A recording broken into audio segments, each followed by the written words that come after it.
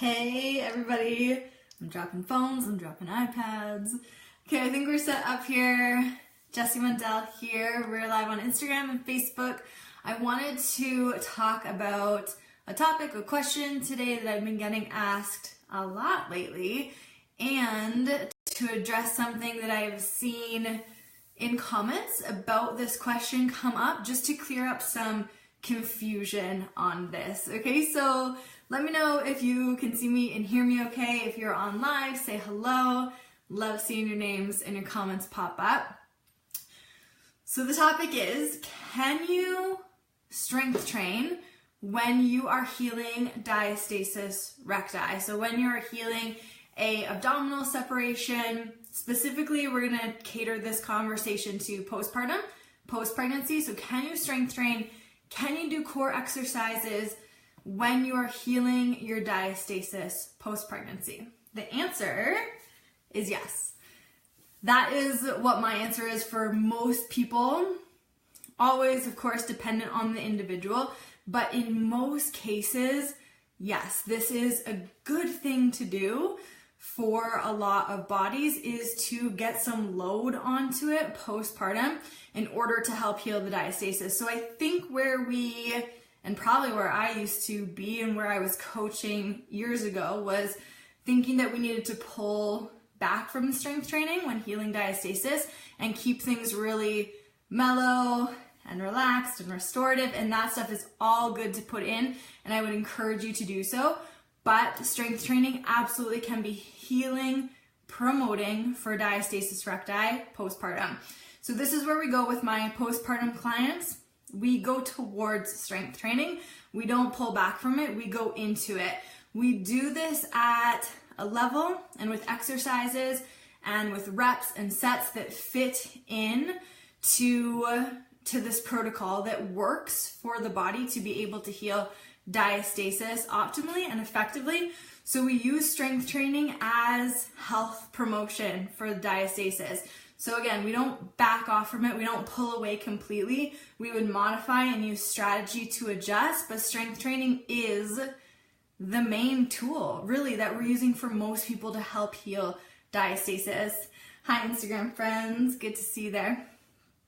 So what I have been seeing in some comments lately as well too, which I think shows that we're confused about this, and it's totally understandable because we don't know specific perfect protocols for healing diastasis at this point, is that people are saying that we need to avoid exercises that put any stress on the abdominal wall when we're trying to heal diastasis. Not quite what we're trying to go for. Actually, some load on the abdominal wall can be helpful when healing diastasis. So we don't need to avoid everything and anything that feels like the core is working or the abdominals are working. That can be good. That can be good for people. What we want to ensure is that we are managing the pressure in our trunk, our intra-abdominal pressure, well, especially when we're healing diastasis. This is going to be a key factor that we are looking at in exercise. What I mean by that is, if you are doing your strength training exercises, your core exercises, and in every rep, you are doming or coning through the linea alba, so this like bulging out motion, or the whole abdominal wall, the whole belly is always bulging out on every rep, that's probably going to be some signs that we're not managing the intra-abdominal pressure well. More signs than that, but let's keep it really basic for today. These are some things to look for if you're doing things yourself or if you're coaching clients who are postpartum.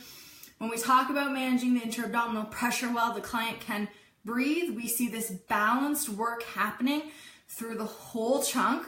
So they're not just gripping through their chest, they're not just gripping through the obliques, they're not just gripping through the lower abdominals. We have this balanced work happening all throughout the trunk.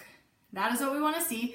Good tension through the linea alba, not bulging hard through the belly, not really bulging out through the low abdominals.